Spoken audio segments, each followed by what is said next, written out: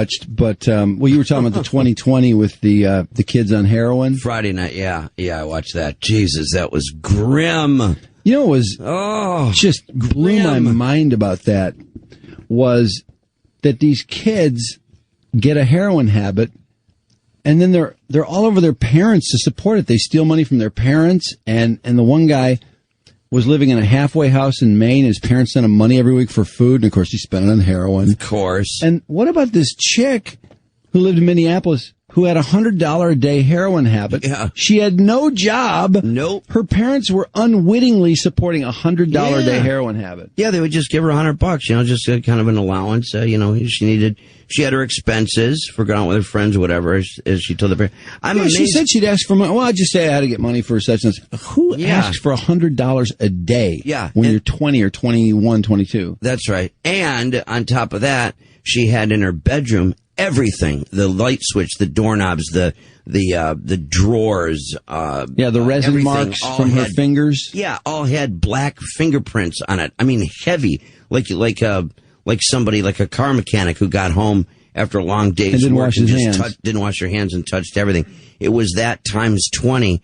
And her parents just thought that she was rummaging around in an ashtray looking for cigarettes, and that was accounting for it. Give me a break. How stupid is that? Yeah. What are all those black marks on your light switches in your door? Yeah. It's from rummaging around for cigarettes in an ashtray. Yeah, which was just absolutely ludicrous. Of course, the truth was she had black tar heroin, and of course, she was showing us all these tin foil pieces that all had, each black mark represented a hit that she had done. Of course, she was keeping all of these, and there were like 6, 7 black marks on every little 4x4 piece of tin foil. But isn't it amazing how these kids have like a nice little shooting gallery in their house, in their parents' house? Well, that's what these the 2020 reporter was trying to point out when he was talking to the parents. Like, he's got a perfect situation. She, in her case, she's safe. She's at home. She can do the drugs, not worry about it. She's got the money for it. She's, nobody's giving her any grief. It's perfect. It's a nice arrangement. Yeah. Why would she ever change? Yeah. Why would she ever change it? And God Almighty, that one kid, Justin, I believe it was. Oh, was he burnt? Whether he was stoned or not. Wow, the way he talked was he talked like this all the time. It didn't matter if he was in prison or if he was stoned or if he wasn't. The cravings are pretty strong. I haven't fallen off the wagon yet, but the cravings are like really strong. Oh, that kid is so burnt. And at the end, of course, didn't you just know when they said that we were going to see who was going to make it and who wasn't at the very end? Didn't you just know it? Yeah, it was so obvious that guy was going to fall off the wagon. Oh, God, yeah. He just took off, never to be heard from again. Just wandered off over the horizon. And he's laying around somewhere nude and just out of it. I'd like to play some of that. I can't understand, because I've seen this phenomenon before where people who get into heroin, even after they've been off it for 6 months, they still sound like the total burnout, man. They continue. I mean, how would you ever get a job talking like that? It wouldn't work. For once in the interview, it'd take all afternoon just to say a few things like, what's your name and how old are you? Where did you work before you came here? It would take literally all day, man. I think I'd be really good at sales because I like meeting people, and honest to God, that's how we should pop up 2020. And grim statistics too. I mean, all these people going to rehab and having basically 80% fail. The cravings are just too strong, no matter what. No matter what they're put through, no matter you would think after going through the vicious withdrawals, which the blonde girl, because these are all teenagers that they're talking about, kind of trying to show everybody suburban teenagers. Yeah, trying to show everybody that, suburban white kids, are out there doing heroin like crazy. Wait, isn't it kind of an old story, by the way? Oh, absolutely. It's an old concept. Absolutely. That it's heroin has creeped into our neighborhoods, and we can't close our eyes to this. And this is a problem no matter what your background. And but this blonde girl, no matter what, I'm just amazed that she would talk about the withdrawal symptoms, which she says it was 10 times the flu, abdominal cramps and profuse sweating and feeling extremely sick and all of her joints aching. And you would think after going through withdrawals like that, I guess I'm amazed. It's trip after trip to rehab. Pretty powerful stuff. The cravings are so powerful. They go right back to it the same day sometimes when they're let out. Well, what about this guy who not only did he fail a bunch of rehabs, but then he got busted for B&E, trying to steal money to support his habit. Yeah. And he got so loaded the whole weekend before he went into jail. Yeah. So that guy basically that's that burnout. Came off of heroin in jail. Yeah, that burnout. Oh. I couldn't believe it. Yeah, and he wanted to go out and score is the biggest pile of drugs he could get, just like a record haul. And wasn't before he went in. He's calling his parents. He was like, "I'm going to jail in 10 minutes. I'll be going to jail." And it's like, and did you see when he was staggered up to the jail building? Yeah, he was just sort of staggering with his pants at way like halfway down his ass. Oh yeah, absolutely. And that's what I was thinking. The same thing. Like, God, you're going to go through this whether you're in rehab or not. Why not go through it? Under, some kind of controlled circumstances. In jail? Not in jail, man. Well, listen to this guy talk. We just kind of jumped in the middle of the story. That song, Sweet Child of Mine by the Guns N' Roses, is one of my mom's favorite songs. And she always says it's our song. But today, Justin is like that. On the road to nowhere. He's driving like this. Look at his eyes. He's out of it. His behind the wheel. In Minnesota, just a memory. Love to fish because I'm from Minnesota. The once bright-faced boy who loved the outdoors and planned to follow in his father's footsteps in the family pipe-fitting business, Justin is now a ghost of his former self. Instead of 2 years of college under his belt, he has 3 stints in rehab. Wow. Constantly wearing the Raiders gear, by the way. For the family, sister, me, my grandmother. So I was high on heroin in that picture. So when did you stop being like everybody else's ideal kid? I asked myself, when did this happen? Or where did time go? I went to a small private school, and I used to be an all-star athlete. You did not. I don't believe that. Started very early with drugs. First with marijuana, eventually escalating to heroin. How could it have been nipped in the bud? Where was the missed opportunity? I don't think it could have been nipped. I think I would have had to find out for myself what drugs were like. No. Oh, my God. Who talks like that? Oh, my God. His parents sent him to a halfway house in Maine. Bunch of drug addicts thrown in one house. We had some fun. But after just 3 months of sobriety, he couldn't shake the cravings. Came here, got sober, then got high. Justin starting to like this guy. Just kidding. I still hate you. Yeah, she's my girl. Talking about Marilyn Monroe on his poster. A spoon in his box of honey bunches of oats, but it's not for breakfast. Just to cook up the drug of choice. Like Ashley, he doesn't have a job, and his parents unwittingly fund his habit, wiring up to $100 a week, thinking it's for food. I'm going to go collect my Western Union so I can finally get some cash in my pocket. So today's a pretty exciting day. Here we go. To him, exciting means... How you doing on time? You gotta be boom bang. Boom bang. In other words, buy drugs. Waiting for people to call back. His daily routine. It's 3:45 and haven't got a call back. An endless waiting game. Seriously, who would hire someone who talks like that? He sounds like such a total burnout. Nobody. No matter what he's doing or if he's high or not. Right. And his eyes are perpetually at half-mast. No matter what, whether he's on drugs or not. Oh, my God. Channel 4 reran their story that gorgeous girl who had the heroin problem. Now she speaks to kids, and she's like 22, and she's way hot. Channel 2 did that story again on Saturday night, and God, she's a knockout. But she doesn't sound. These people sound like total burnouts, no matter whether they're high or not. She sounded totally normal. Yeah. After she'd been off it for a while. Well, they found some real beauties for this story, that's for sure. You're not kidding. How about the girl? This kid screwed up. How about the girl that, to support her habit, started doing tricks? Oh, God, and sometimes does 15 guys a day. 15 guys a day, clearly just servicing them. To them. God. Yeah. How do you like that? Easy money, huh? Yeah, I guess. Gross. She said, well, I'm Gross. high when I'm doing it, so it really is no big deal. I don't feel anything. Her self-esteem was totally gone. She was so shamed, and she's so high. She's, God almighty, you would think she'd fall asleep. You'd think the guys that hire her, she'd fall asleep in the middle of it. You know? She probably does. They have to wake her up. Come on, let's go wake up and finish me. I know. Come on, I got 5 minutes. You got to be home to the wife. Let's go while we're young. The guy, Justin, who we were just listening to, that guy really pissed me off because at one point he implies that there's a lot of addiction in his family tree, which, I understand it makes you more susceptible, no question. But he seemed to be implying that there's really no point in fighting it that hard because it's just, I'm just destined to be that way, and that's just the way it is. He sounded a little like Bill Murray in Caddyshack. Oh, yeah. Oh, God, yeah. Oh, yeah. But that just strikes me as such an easy excuse to say, well, it's in the genes, so I really don't have any choice, man. Yeah.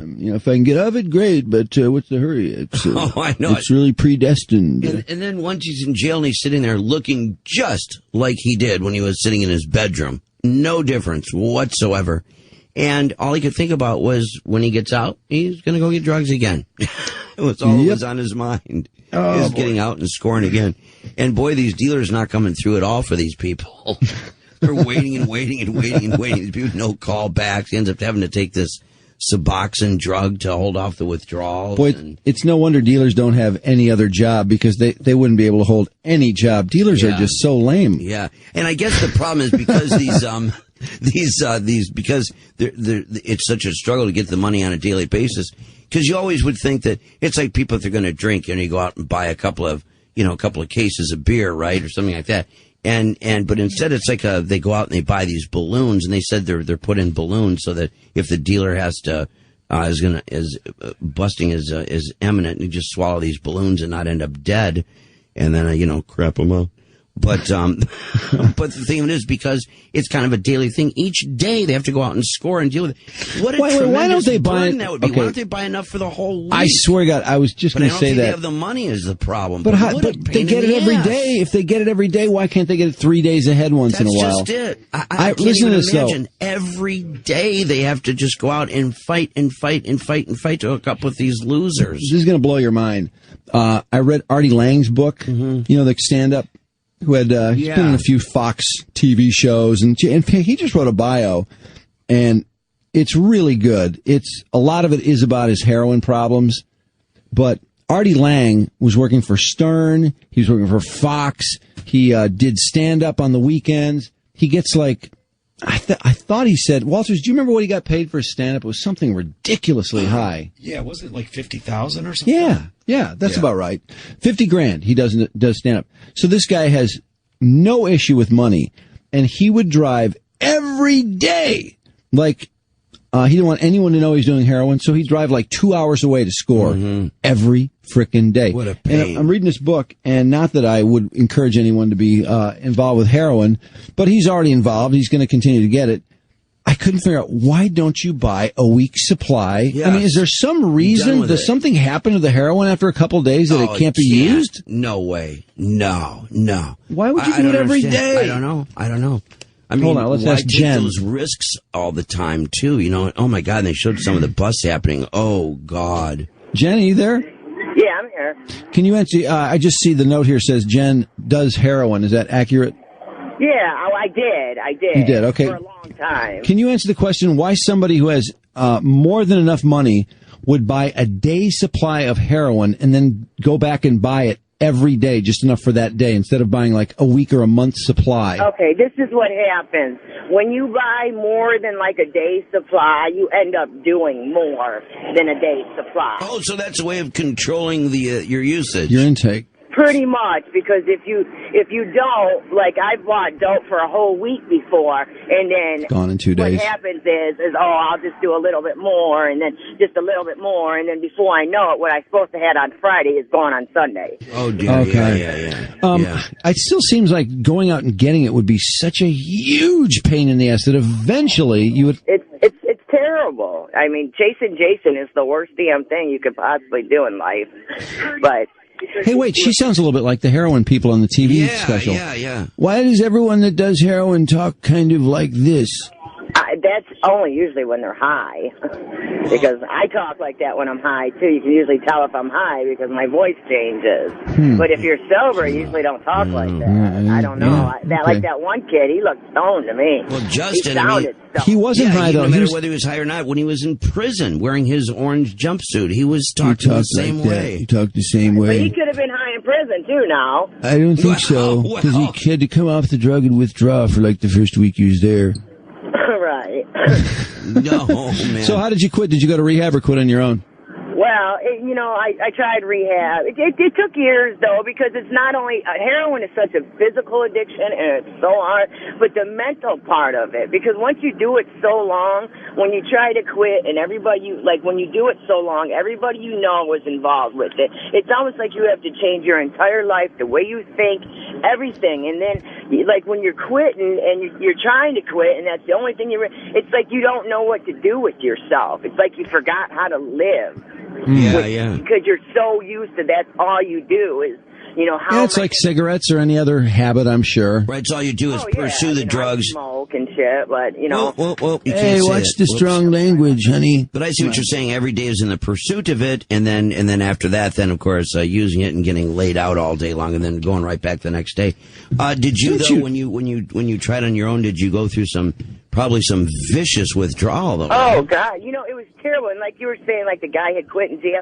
I had detoxed in jail. I mean, I've detoxed at home. I've detoxed in treatment centers. But something, I don't know what it is, it messes your head up so bad. Something tells you, oh, I can do it just once, and I won't get that. And then once leads to twice, and then twice leads to a habit again. Well, a lot of these things sort of rearrange your brain chemistry so that the desire to do heroin overpowers. Well, that's what you heard about cocaine, remember? Yeah, I think there are a lot of drugs that do that. It literally rewires your brain. I was reading about somebody, and thanks for the call, by the way, Jen, I appreciate it.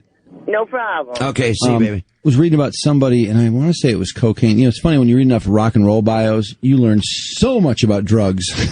Oh, God, you're not kidding. There's a pathology, though, when you're quitting, and I don't know if it was heroin or pills or cocaine, I can't remember which one, but there's a pathology that your brain develops about quitting, where you develop this irrational fear of quitting and what those 2 days or 3 days are going to be like. So that so overpowers you, you just keep going forward and doing the drug because you've developed this, and it literally says it's a change in your brain in the way you think that is so freaked out about being without the drug and what you have to go through, and also missing it, that it just overrides any kind of willpower or desire you have to quit. But they describe it as a pathology. It's literally something that, develops in your brain. You can't even do anything about it. One woman was trying to address that social worker. She was trying to, because they're talking about willpower, and she just said that her belief was just the willpower just erodes. It's just not there. But you would think if everybody wanted, because I guess it just seems like when you go through something as horrible as that detax thing, it's so horrible. I can't imagine everyone. Yeah, your muscles ache, throwing up and crapping at the same time. Oh my God! Doesn't it seem like there ought to be a drug to prevent all that? And yeah, you would think. Just think how many people they talk about that are addicted that probably like these people. The whole story was they really did want to get off it. They just couldn't get off it. Doesn't it seem in 2010 there'd be something that you could give people? They could even do it at home. They wouldn't have to embarrass themselves. They could just, well, I think take there are something and they could come off the stuff. There are things that can help you. That guy Justin had something that he was taking to withstand the days he didn't have it. Yeah. But you know what happens with these drugs? And my brother's a doctor who deals with this fairly often, and he was telling me that when you have these, like a methadone, for example, people that get on methadone, first of all, they then start liking methadone, and they take that all the time, and they don't want to stop taking the methadone. And then the other thing is, whatever the antidote is, once they know they have an antidote, that they can, oh man, I can run out and just go get methadone, or whatever the antidote is, it keeps them going on the drug because, like, hey, I can take a break for a few days and then go right back in because I've got the antidote. I've got my methadone or my Suboxone or whatever it might be. So, I think that in the end can almost cause as many problems as it does. Well, I'm sure it saves a lot of asses too. But God, that 2020 show was really, really something. 3 dear God. teenage suburban junkies. And the parents are stunning, aren't they? I couldn't believe how clueless. I know that one set of parents that was sitting there that just had no idea when the 2020 reporter was telling them. We just thought she quit. Oh, they just then why isn't she working or going to school or doing something? Why does she leave the house all the time? Yeah, and the fact go on these drives. Yeah, and the fact that the girl was asking for this money and that it was going to drugs, and she'd had all this drop in weight and everything else. It's also really sad that she put on all that weight because she looks so much better when she was on heroin. You like the heroin chic look? Her ass got huge. Did it really? Oh my God! There's that scene where she's walking on the beach with the other guy. Oh, I thought she looked pretty good. Oof, I don't know. She looked better when she was. She was actually laughing. I thought that was interesting to see her actually. When she was on heroin, she was just kind of, Don't forget about the fourth girl too, by the way. Why was she losing the fourth one? The one that was turning tricks. Oh yeah, we talked about her. You did? Okay. Yeah, 15 peni a day. Yeah. We talked about that. Hot. Yeah. What? But you know what? I ran the other room just because I heard something about losing weight. Why was she losing weight? Just because they're not eating? From doing heroin, she wasn't eating. Yeah. And I think she just became so enamored with heroin that all other impulses or anything else she might do with her life, everything just fell apart. Lost her appetite. Yeah, and same thing with school and jobs and friends. Everything was just heroin.